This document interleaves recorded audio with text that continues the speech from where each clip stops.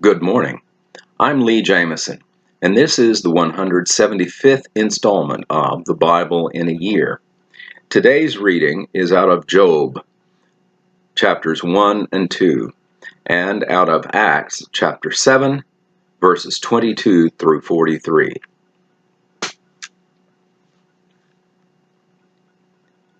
Job's Character and Wealth, chapter 1. There was a man in the land of Uz whose name was Job. And that man was blameless and upright, one who feared God and turned away from evil. There were born to him 7 sons and 3 daughters. He possessed 7,000 sheep, 3,000 camels, 500 yokes of oxen, and 500 female donkeys, and very many servants, so that this man was the greatest of all the people of the East. His sons used to go and hold a feast in the house of each one on his day, and they would send and invite their 3 sisters to eat and drink with them. And when the days of the feast had run their course, Job would send and consecrate them, and he would rise early in the morning and offer burnt offerings according to the number of them all. For Job said, "It may be that my children have sinned and cursed God in their hearts." Thus Job did continually. Satan allowed to test Job. Now there was a day when the sons of God came to present themselves before the Lord, and Satan also came among them. The Lord said to Satan, "From where have you come?" Satan answered the Lord and said, "From going to and fro on the earth, and from walking up and down on it."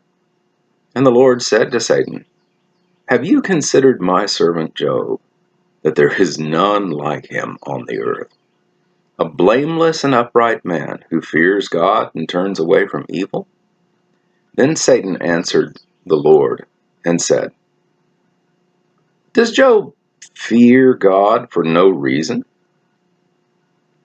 Have you not put a hedge around him and his house and all that he has on every side? You've blessed the work of his hands, and his possessions have increased in the land. But stretch out your hand and touch all that he has, and he will curse you to your face." And the Lord said to Satan, "Behold, all that he has is in your hand. Only against him do not stretch out your hand." So Satan went out from the presence of the Lord. Satan takes Job's property and children. Now there was a day when his sons and daughters were eating and drinking wine in their oldest brother's house. And there came a messenger to Job and said, "The oxen were plowing and the donkeys feeding beside them, and the Sabaeans fell upon them and took them and struck down the servants with the edge of the sword, and I alone have escaped to tell you."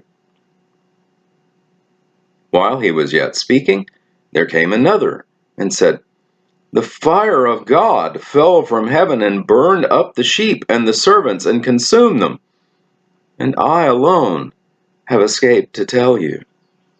While he was yet speaking, there came another and said, "The Chaldeans formed 3 groups and made a raid on the camels and took them and struck down the servants with the edge of the sword, and I alone have escaped to tell you." While he was yet speaking, there came another and said, "Your sons and daughters were eating and drinking wine in their oldest brother's house, and behold, a great wind came across the wilderness and struck the 4 corners of the house, and it fell upon the young people, and they are dead. And I alone have escaped to tell you." Then Job arose and tore his robe and shaved his head and fell on the ground and worshipped. And he said, "Naked I came from my mother's womb, and naked I shall return. The Lord gave, and the Lord has taken away. Blessed be the name of the Lord."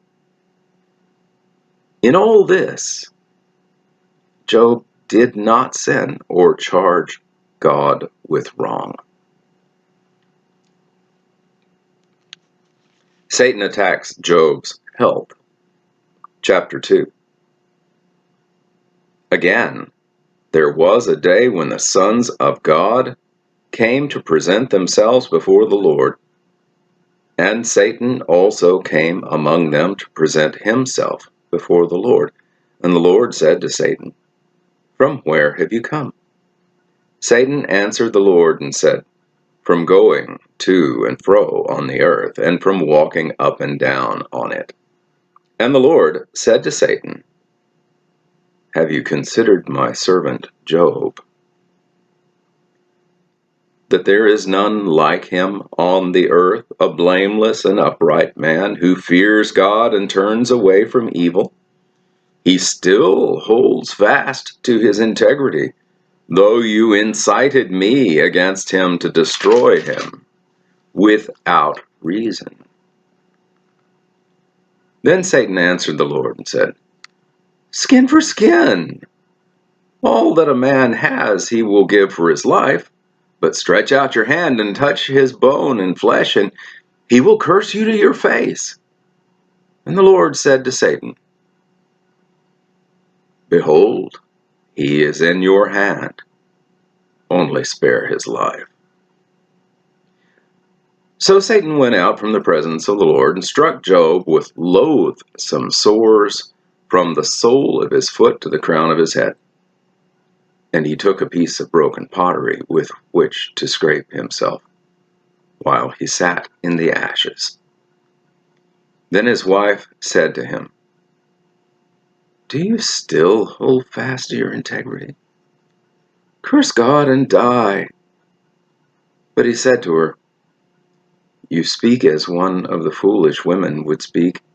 Shall we receive good from God?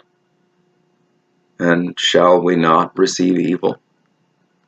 In all this, Job did not sin with his lips. Job's 3 friends.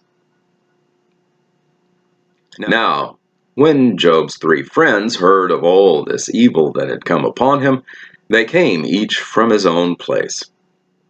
Eliphaz the Temanite, Bildad the Shuhite, Zophar the Naamathite. They made an appointment together to come to show him sympathy and comfort him. And when they saw him from a distance, they did not recognize him. And they raised their voices and wept, and they tore their robes and sprinkled dust on their heads toward heaven. And they sat with him on the ground 7 days and 7 nights, and no one spoke a word to him, for they saw that his suffering was very great. And that concludes the reading in Job. And now, Acts, chapter 7, verses 22 through 43. We're continuing with the speech of Stephen.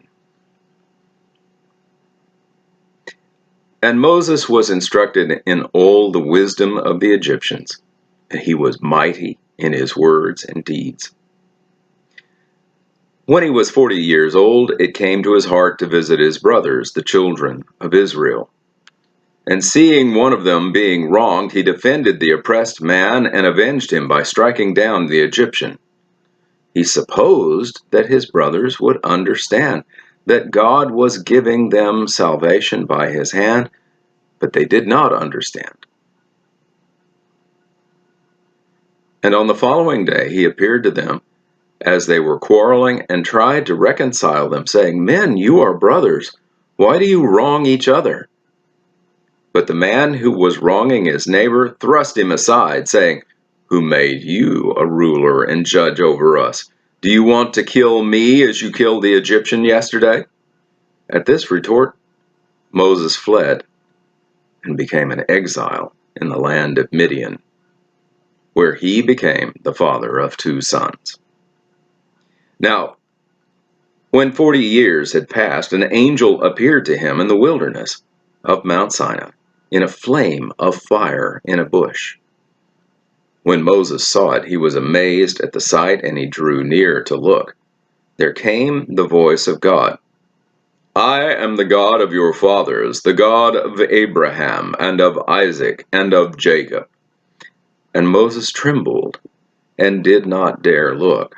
Then the Lord said to him, Take off your sandals from your feet, for the place where you are standing is holy ground.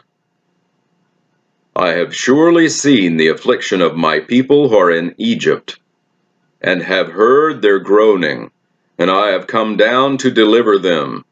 And now come, I will send you to Egypt. This Moses, whom they rejected, saying, Who made you a ruler and a judge? This man God sent as both ruler and redeemer, by the hand of the angel who appeared to him in the bush. This man led them out, performing wonders and signs in Egypt, and at the Red Sea, and in the wilderness for 40 years. This is the Moses who said to the Israelites, God will raise you up for a prophet like me from your brothers. This is the one who was in the congregation in the wilderness, with the angel who spoke to him at Mount Sinai, and with our fathers. He received living oracles to give us. Our fathers refused to obey him, but thrust him aside. And in their hearts they turned to Egypt, saying to Aaron, Make for us gods who will go before us. As for this Moses, who led us out of the land of Egypt, we do not know what has become of him. And they made a calf in those days, and offered a sacrifice to the idol, and were rejoicing in the works of their hands. But God turned away and gave them over to worship the host of heaven, as it is written in the book of the prophets.